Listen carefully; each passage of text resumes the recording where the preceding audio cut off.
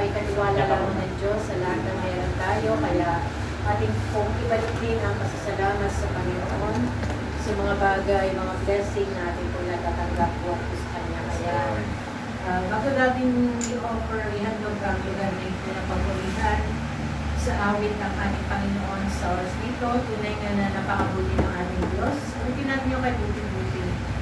So, ay buti-buti mo, Panginoon, sa lahat ng oras, sa bawat araw, ika'y laging tapat kong magmahal. Ang iyong kawa ay magpawalang hanggan. Kay buti-buti mo, Panginoon, sa lahat ng oras, sa bawat araw, ika'y laging tapat kong magmahal. Ang iyong kaawa ay magpawalang hanggan. Pinupuri, sinasamba kita, dakilang Diyos at Panginoon. Tunay na ika'y walang katulad, tunay na ika'y di nagbabago. Mabuti ang Diyos na sa akin ay nagmamahal. Pinupuri, sinasamba kita, dakilang Diyos at Panginoon. Tunay nga ika'y walang katulad, tunay nga ika'y di nagbabago. Mabuti ang Diyos na sa akin ay nagmamahal. Mabuti ang Diyos na sa akin ay nagmamahal. Mabuti ang Diyos na sa akin ay nagmamahal. Ay, pwede manalangin muna ng pagbuhat ng panalangin. Lord, gaya ng aming nawit, napakabuti mo sa amin, O Diyos. Sa bawat oras, araw sa buhay namin, Lord, patuloy, Lord, yan na patuloy namin naranasan ang kabutihan mo. Kaya bago kami, Lord, patuloy para, Lord, papurihan ang pasalamatan, dakilaan ka, at ihandog ang lugar na ito, Panginoon, sa iyo. Kami, Lord, muna ay nagpapalinis po ng aming mga puso at isipan. Lord, meron ka po na masumpungan na karamihan kasalanan sa aming isipan at puso. So, as we Lord, dumingin kami ng kapatawaran, Panginoon. Makalinisin mo kami, Lord, sa oras nito ng malayong Diyos upang sa aming patuloy na paglapit sa gabi nito, maging karapat-dapat po kami, Panginoon. Lord, samahan mo kami sa simula hanggang matapos, Lord God, ang blessing o office blessing, Lord God, may shine, Panginoon. Kaya mo, Lord, na sa itong Espiritu, ang aming po, Lord, kasama sa gabi nito. At Lord, alam namin na narito, Lord, ang maraming Espiritu na sa aming kalagitnaan sa oras na ito, Panginoon. Kaya Lord, patuloy ka, Diyos, na kumilos, Lord God, sa lahat na narito at sa mga wala pa, na patungo pa lang dito, Lord, ingatan mo sila, na makarating, Lord God, ng ligtas sa dakong ito, Panginoon. At sama-sama kami dito, Diyos, na magsiselebrate, Lord, na kabutihan mo, Lord God, sa iyong mga anak, Lord, na narito, Panginoon, Lord, sa mga blessing, Lord God, na natatanggap namin buhat sa iyo, Diyos. Lord, salamat mo, Panginoon. Tunay, Lord, napakabuti mo at barakat, Lord, ibabalik namin sa iyo matas ng papuri. Pasalamat at patuloy ka namin, Lord, awitan sa gabi ito, Panginoon, tunay tapat at nakila ka sa aming mga buhay. Panginoon. Yes, Jesus. Katapatan mo, O Diyos, tunay at dakila. Ang pag-ibig mo'y wagas at walang kapantay. Sa aking puso, sa aking buhay, papuri pagsamba iaalay. Bukas, noon, ngayon, magpakailanman, luwalhatiin ka. Katapatan mo, O Diyos, tunay at dakila. Ang pag-ibig mo'y wagas at walang kapantay. Sa aking puso, sa aking buhay, papurit pagsamba iaalay. Bukas, noon, ngayon, magpakailanman, luwalhatiin ka. Sa aking puso, sa aking buhay, papurit pagsamba iaalay. Bukas, noon, ngayon, magpakailanman, luwalhatiin ka. Panginoon, kay buti mo sa amin. Ikaw lamang ang tangi ko sasambahin.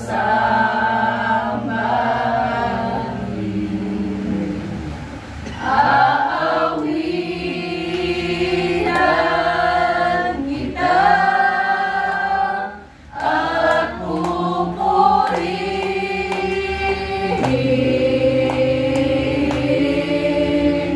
Panginoon, kay buti mo sa amin. Aawitan kita at pupurihin,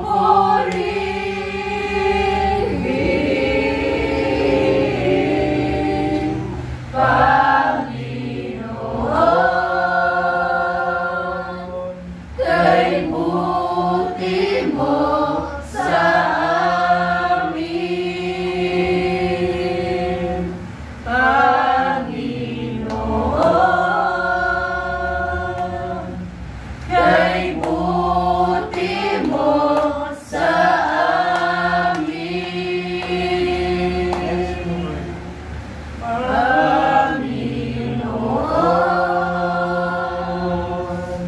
kay buti mo sa amin. Thank you, Lord, sa iyong kabutihan, sa iyong katapatan, Panginoon, sa aming mga buhay, sa bawat isa, Lord, ng mga anak na narito. Maraming salamat, Lord. Sa iyo namin ibinabalik ang matas na papuri. Salamat sa pangalan mo, Jesus. Amen. Thank you, Lord. Makaupo muna. Magbabasa lang ako ng konti. Okay pa siya. Amen. So, magandang gabi po sa Panginoon. Salamat sa Diyos. Pinag-ipot-ipot tayo upang ating iatog ang opisina o negosyo po ng ating kapatid, si Shine. So, ngayon po, ihandog natin itong isang opisina ng negosyo. No? At isang negosyo sa Diyos. Walang masama sa pag-aalay. Sabi dito, walang masama sa pag-aalay ng negosyo. Sa katunayan, ang lahat na ito ay mabuti at mula sa Diyos. Amen. So, hanggat ginagawa natin ito, alinsunod sa layunin at sa Kanya ang may akda at tagapagsakdal ng ating pananampalataya. At halos po ng mga negosyo, ng mga business dedication, ano ang hinihingi? Humihingi ng pagpapala ng Diyos para sa kanilang mga negosyo. Siyempre, no? At sa katunayan, kaya nga po tayo nandito, dahil atin po itong hingin sa Diyos ang kanyang pagpapala para sa bagong opisina ito na itiratag po ni Shine para sa kanyang negosyo. Ngunit, ang karamihan, hindi ko naman sinabi nila lahat, yung mga pag-aalay na ito ay madali ding nakalimutan. Bakit? Dahil ang puso ng may-ari ng negosyo ay nakatuon na saan? Sa negosyo at hindi na sa Diyos. No? Ay sabi nga kanina, baka lagi ka nang nandito.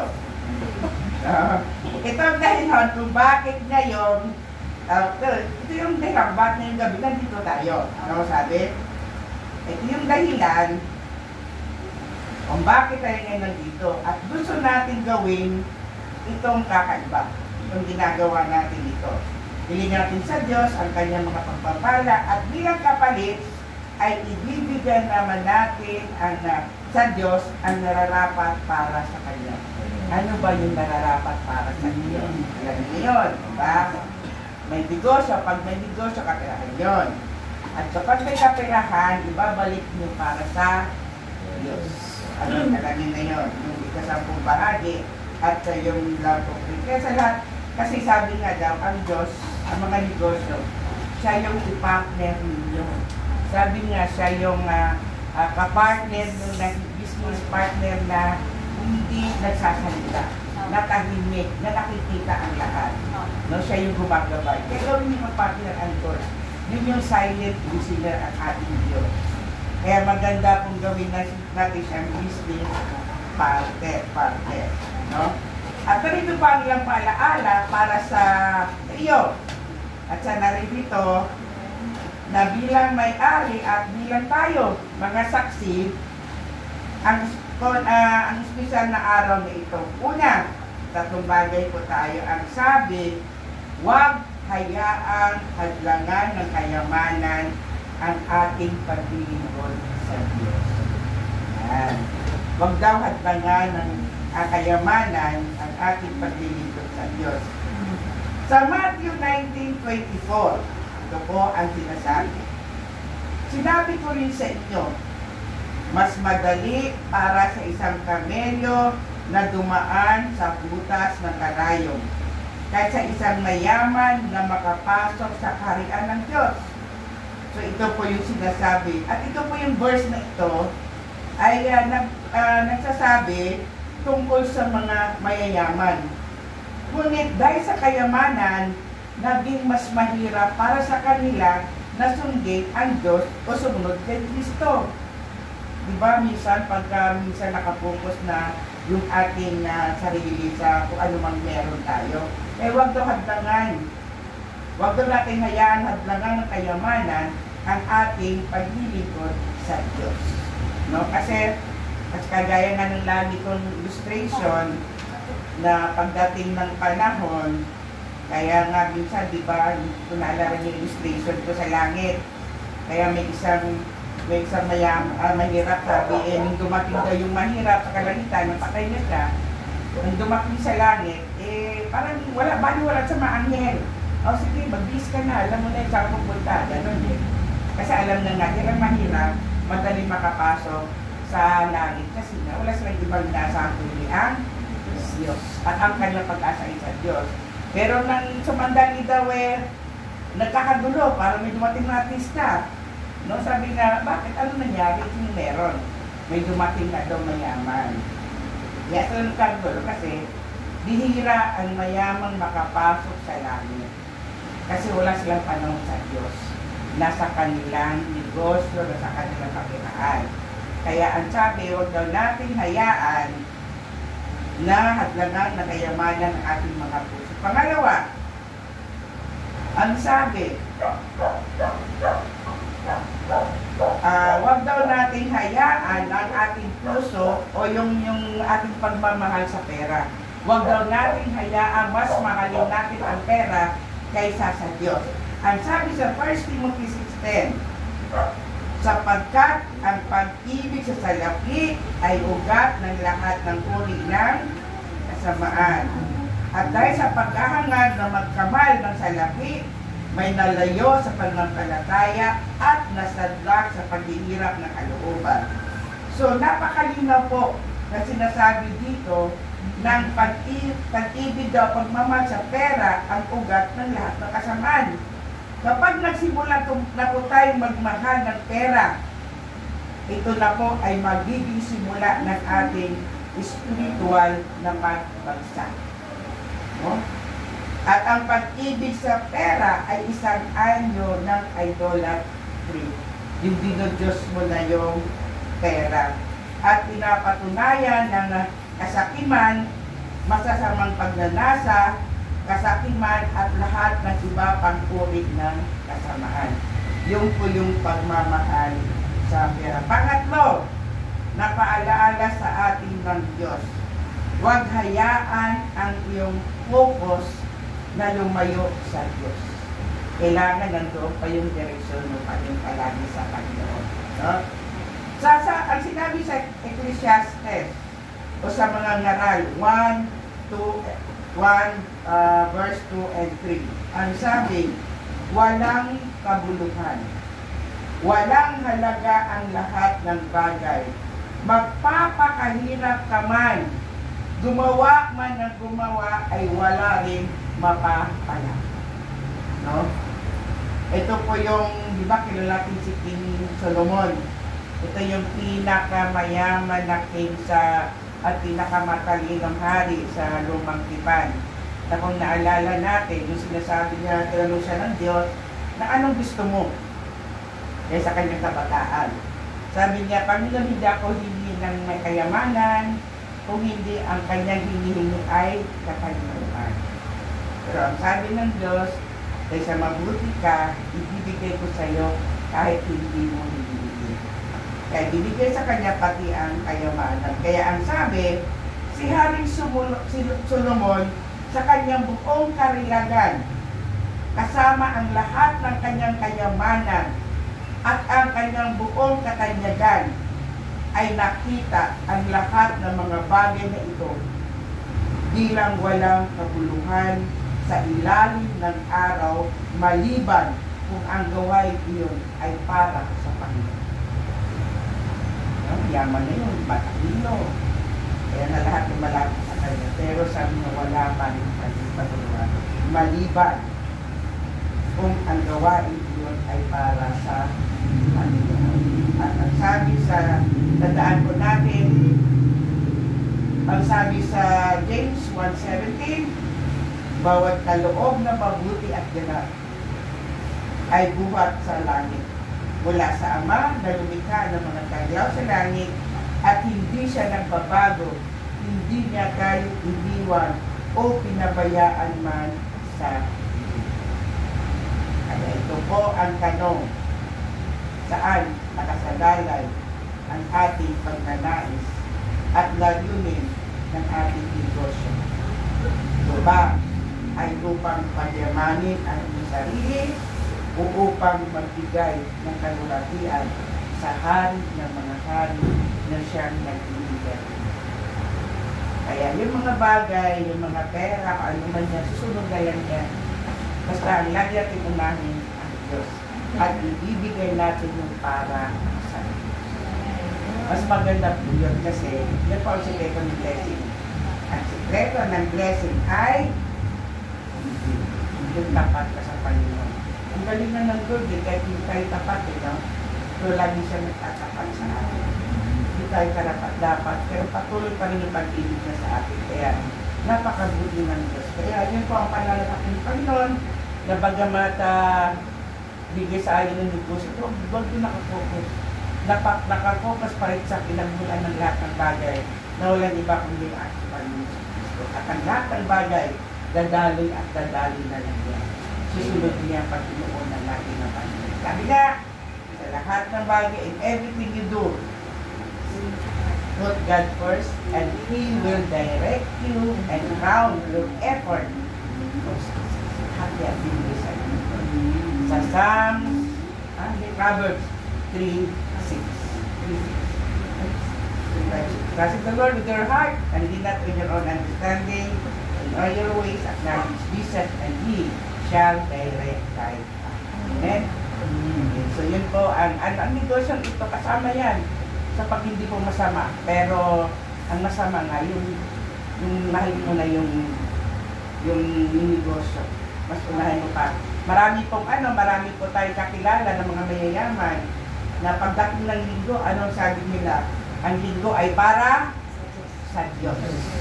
Walang makakapalit noon. Kaya ginagawa nila, ang lagi nilang patuto, ang galing-galing ng Diyos. Kasi Sabado pa lang, ibinibigay ng Diyos yung para ng linggo.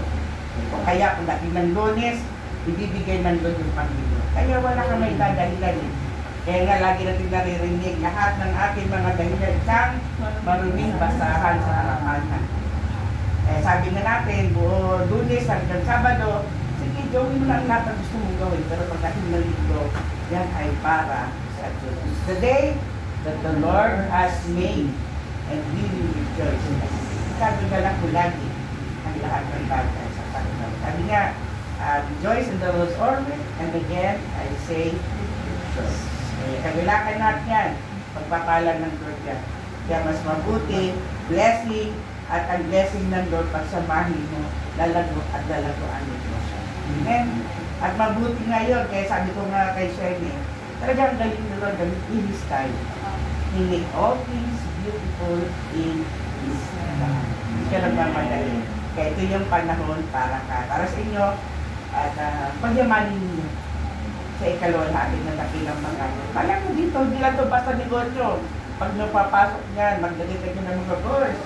Mga verse na nakakaano. Kapag tingin mo lang, God is love. Diba?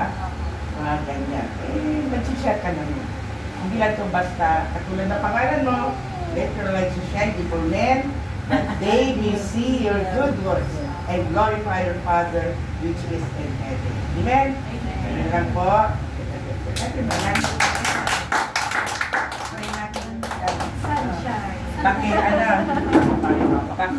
Hawakan niyo yung mga ninginan, saan kayo, kung saan kayo pintuan kayo, ipanalangin ninyo dyan, yung mga papasok, ang papasok, ang papala, hindi yung problema sa pagkain na lang. Kadilig ha, tatay mo ha. Okay? Hallelujah. Glory, glory, glory. Tayo, pinanalangin. Hallelujah, Jesus. Dakilang Diyos, na makapangyarihan sa lahat. Narito kami muli, Panginoon. At muli, O Diyos, muli kami magpapalinis, Panginoon. Kung may makita kayong karamihan sa aming mga puso, sa aming isip, sa aming mga salita, sa aming mga gawa, Panginoon, Lord God, magpapalinis kami. Hukasan mo kami ng kabanal-banalang dugo na tumigis doon sa krus ng Kalbaryo, sa ganun, O Diyos, sa lahat ng aming kahilingan, sa lahat ng aming ipanalangin sa lugar na ito, O Diyos, Lord, ito pa ipahintulot mo, Panginoon. Yes, Lord, kaya salamat, Panginoon, sa paghugas, sa pagbibigis mo sa aming dakilang Diyos. Amin pong itinataas sa iyo ang lugar nito, Panginoon. Yes. Ito po'y kaloob mo po kay Shine, Panginoon, sa buong pamilya, Panginoon. Lord God, dalangin namin, Panginoon, bawat papasok sa opisinang ito, Panginoon, may dalang pagpapala, Panginoon. Amen. Bawat bibili, Panginoon, bawat kliyente, Panginoon, yes, Lord God, Lord, hindi lalabas na walang kagalakan sa kanilang puso, Panginoon. Lord, gawin mo pong ilaw at asin, Panginoon, si Shine sa lugar nito, yes, o sino mang tatao sa lugar nito, Panginoon. At dalangin namin, O Diyos, hallelujah, itong apat na sulok ng pader na ito, Panginoon, sa opisinang ito, O Diyos. Ito po, patuloy mo na i-plead mo, Panginoon, yung blood, Panginoon. Lukuban niyo po yung banal na dugo, O Diyos. At walang masama po, Panginoon, na mangyayari dito, Panginoon. Ilayo mo sa kapahamakan, Panginoon.